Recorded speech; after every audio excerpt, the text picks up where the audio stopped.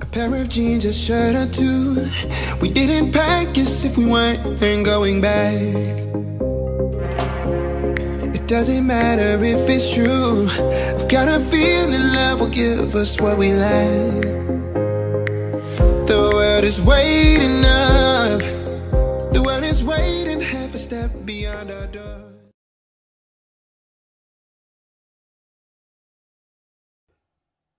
Salut tout le monde et bienvenue sur la chaîne. Aujourd'hui nous allons évoquer une réplique dont je n'ai pas l'habitude. Il s'agit du jeu 3339.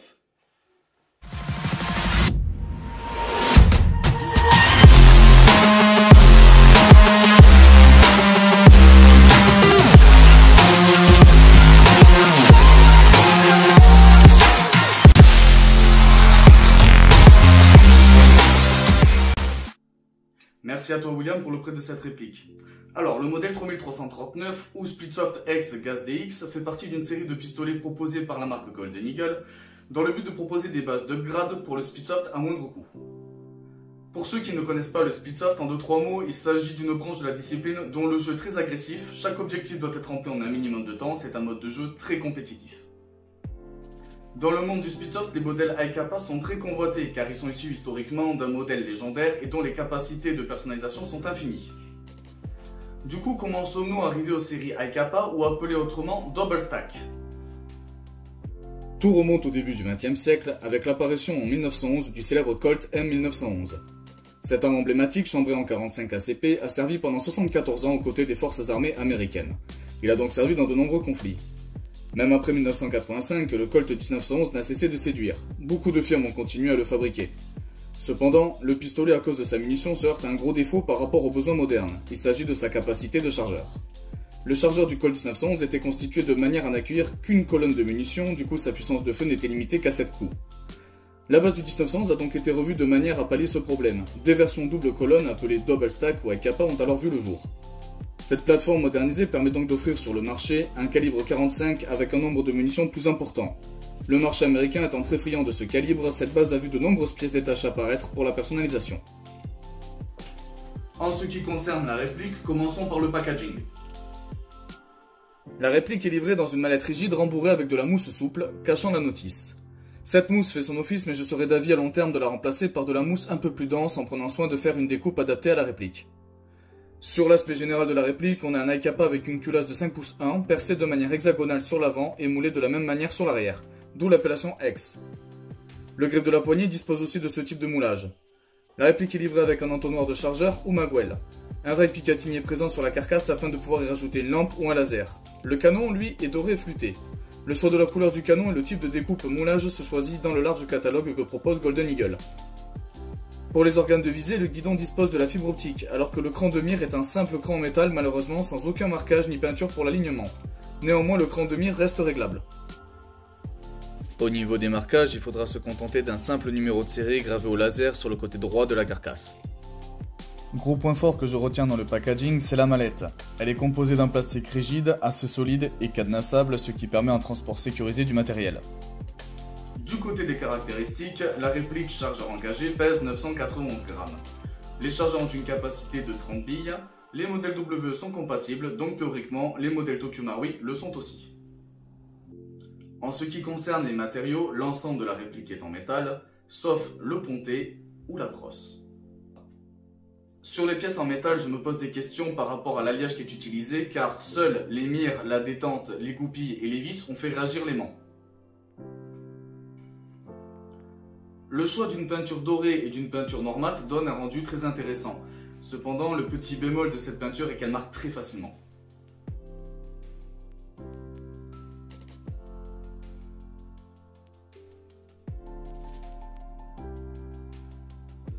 Concernant la prise en main, la réplique semble équilibrée. La poignée, malgré son volume conséquent, reste confortable. Néanmoins, on trouve toujours ce même défaut que sur les autres plateformes du 1911, c'est une claire-étoire de culasse qui reste inaccessible de la main forte. Le magwell, en plus de son rôle d'aide au rechargement, permet un bon placement et un bon maintien des mains. Au niveau des sécurités, on est sur du standard de châssis 1911, à savoir une queue de castor qui bloque le mouvement de la détente si votre main est mal placée sur la crosse, ou encore un levier ambidextre qui bloque le mouvement de votre détente lorsque le marteau est alarmé.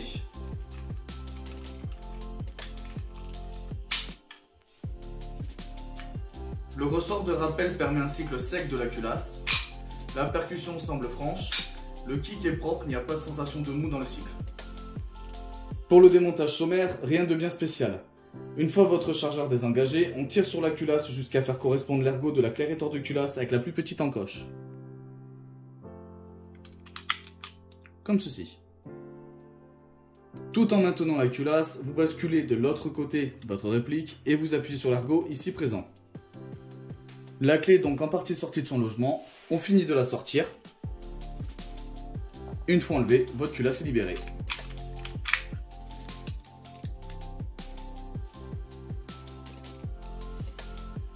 Ensuite, on fait coulisser vers l'avant la tige guide pour la faire sortir de l'embout qui la solidarise avec le bloc au pup.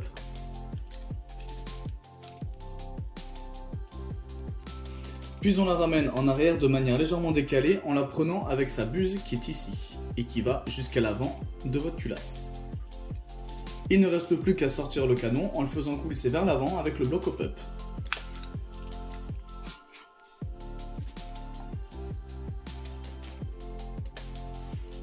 Pour le réglage de votre pup, rien de plus simple, il suffit de faire usage de la molette ici présente. Passons au test de tir. Test de tir avec des billes de 0,20 g, gaz ultra air, température extérieure 4 degrés, distance 15 mètres.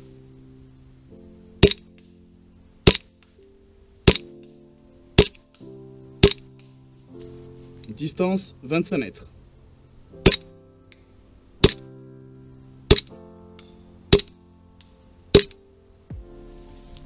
Distance 45 mètres.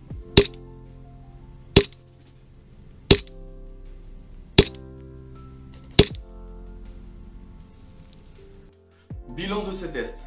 Pour une réplique de poing, elle fait le travail, à condition de prendre en compte deux éléments. Premier élément, c'est une réplique considérée comme cheap ou peu coûteuse. Deuxième élément, il faut prendre en compte que cette réplique a pour vocation d'être une base de grade, donc peut-on réellement critiquer les performances en sortie de boîte? Un autre bémol que j'aimerais bien souligner, c'est que la mécanique peut parfois être très capricieuse en raison des basses températures.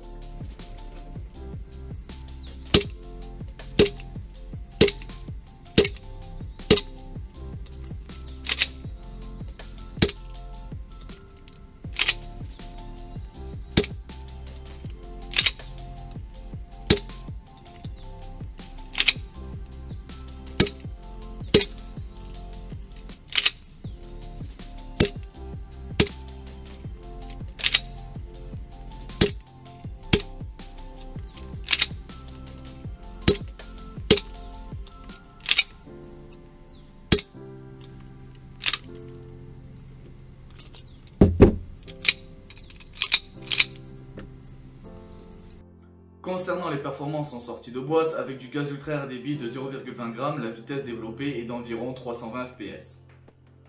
Évoquons les qualités de cette réplique. Les châssis sur base de 1911 restent indémodables. La sécurité manuelle latérale ambidextre a l'avantage d'être bien crantée, ce qui veut dire qu'il y a peu de chances qu'elle se désengage toute seule. On a un grand catalogue de pièces disponibles sur le marché, à la fois pour l'upgrade, mais aussi pour la personnalisation. La coupe hexagonale, elle, est plutôt originale, elle permet un allègement de la culasse, ce qui veut dire un cycle de tir plus rapide, mais aussi une consommation de gaz qui est moindre. On a un kick qui est intéressant, une prise en main franche et agréable, un manuel d'utilisation contenant une vue éclatée de la réplique, ce qui vous permet en cas de casse d'avoir accès à la référence de chaque pièce, un réglage au pup qui se fait sans outil grâce à la molette qui est directement accessible, et un prix qui est relativement abordable, à savoir en moyenne une centaine d'euros. Concernant les défauts, qui dit pas cher dit pas de performance exceptionnelle, c'est bien connu, tout se paye. Si jamais on a de petites mains, la claire étore de culasse demandera l'usage de la main faible. La peinture s'écaille relativement facilement et un petit effort sur la fibre optique serait bienvenu. Effectivement, dans le cas présent, la fibre optique n'est présente que sur le guidon et pas sur le grand mire.